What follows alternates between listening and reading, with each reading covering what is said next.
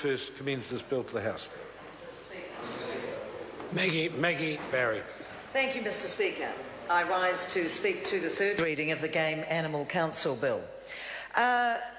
Thanks to that member who just sat down. He makes some excellent points on this occasion, and I find myself in the rare position of agreeing with him on many matters. I too have sat in on the Local Government and Environment Select Committee throughout this long and protracted process. I would have to say, though, some previous calls really dwelt on the disquiet, the lack of trust and the dysfunctional relationships, and that's just the opposition, although this is not a laughing matter. I guess when it comes to looking at something like the Game Animal Council, we need to look at what it is at its core intent.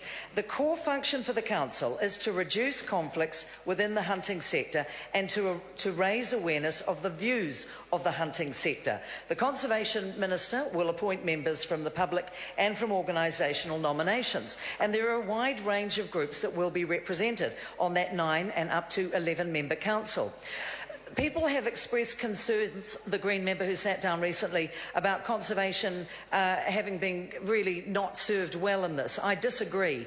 It is always valid to look at conservation and to ensure it's been enshrined properly, but I don't think it's justified in this case. I think conservation values will be protected because checks and balances will be put in place. As part of the herd management plans, for example, those herds of special interest will not result in adverse effects on conservation values. That's going to be monitored.